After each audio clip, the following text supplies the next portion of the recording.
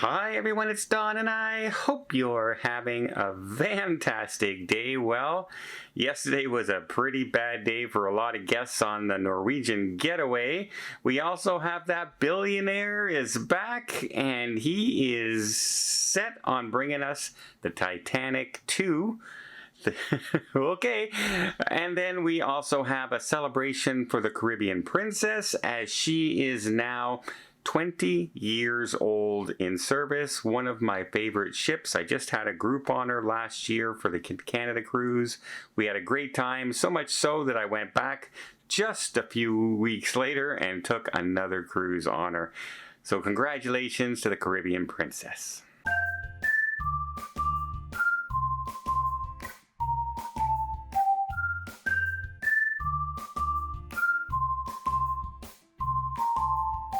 So first off, let's talk about the Norwegian Getaway. She was in the middle of a Bermuda trip when she developed technical difficulties which stopped the ship from reaching its maximum speed capacity, which means it was delayed getting back to New York. Now, not just delayed an hour, so it was delayed over 4 hours. Plus, when it gets back, it had to clear customs and excise. So they advise guests that the earliest guest getting off the ship would be 1:30 in the afternoon, when most guests are ready to get off around 7. And these were the guests ready to walk off with their luggage, not have dropped off. And then at 2 p.m. would start the people in the suites and things. And then as late as 3 o'clock for the next guest getting off. That's a heck of a delay getting off the ship. Now, if you booked your flights through Norwegian, they were already getting you all fixed up and rearranging your flights. However, if you booked your flights on your own, they said that you should be contacting your insurance company and the airline and making sure all those were done. And then you can get compensated up to $300 for everything that the airline, like non-refundable fares that you would be charged. So if you got your money back from the airline, you can't go to the cruise line and ask for another $300. Or if you have your insurance for trip interruption and that, they want you to go through obviously the insurance that you paid for, and then you would be able to submit a claim if nothing else was covered after that. So up to $300. Well, my airfare over to Europe is a lot more than that. So I hope nobody had any airfare in the thousands of dollars and had to rearrange their schedule. That could have been a nightmare for a lot of people. And they warned passengers getting on the ship not to arrive anytime before 3 p.m. in the afternoon.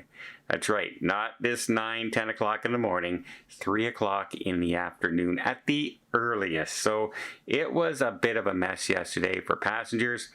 Who knows if they're going to be able to get the technical difficulties fixed. Now, what will happen if that happens, it would be that they would probably either miss a port or spend less time in their next sailing's port in order to be able to get back to the port on time for disembarkation. This happened to happen when they were getting ready to come back, and they weren't able to get it fixed. So hopefully Norwegian can get the Getaway up and running and they don't run into more difficulties going forward into the next sailing. Next, we have Clive Palmer, I believe the gentleman's name. He's a billionaire who, remember, he once tried to get the Titanic 2 going. And it just kind of, funding fell apart, etc. But, well, Clive, he's determined to get her going again. He says now he has enough money to build the Titanic 10 times over.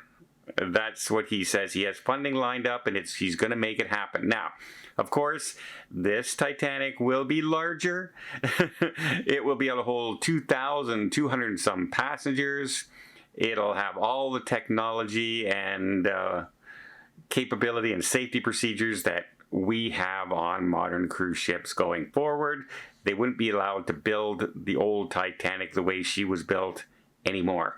It would not meet the safety requirements. So yes, they will for sure be having things. Now, the question is, how many people would want to sail on the Titanic on a replica, even if it's bigger and more modern. It's just the name, right?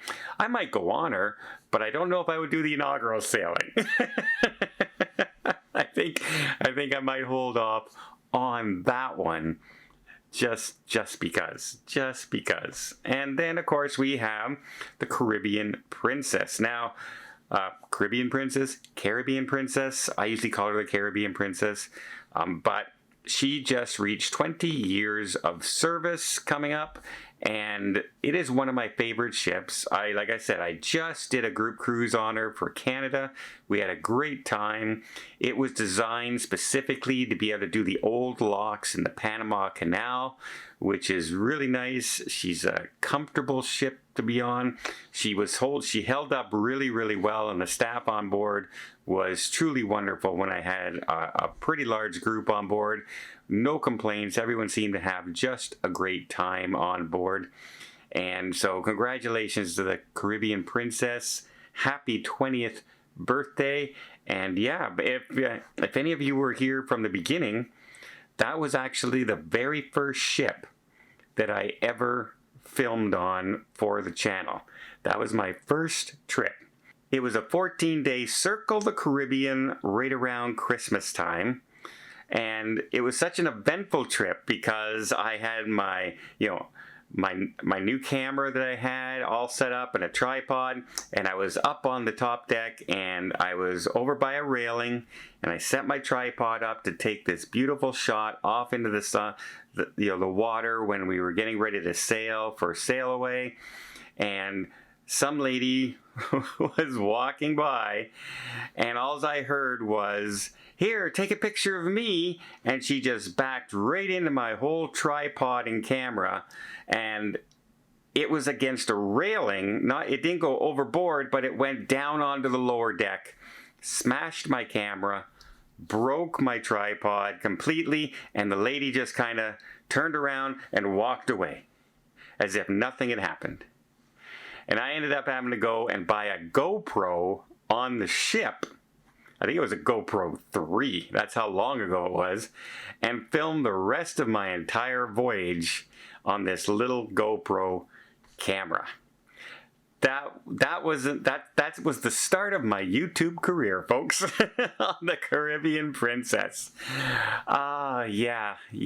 I was still kind of dumbfounded and just sort of stared in disbelief that somebody would break somebody's camera, smash it, knock it over, not even apologize, and just walked away. And I guess I'm a much mellower person back then. I probably would do the same thing. Yeah, but that was the start of my vlogging career and YouTube, my very first cruise on the channel. It was a very eventful one. So again, happy birthday, Caribbean Princess, and I hope everyone who was on the getaway got home safe and sound, and it didn't cost you too much inconvenience. Well, I hope you appreciate this video. If you did, please give it a thumbs up. Want to see more tips, more tricks, more travel vlogs from around the world? Hit that subscribe button. Until next time, have yourself a safe and a great vacation.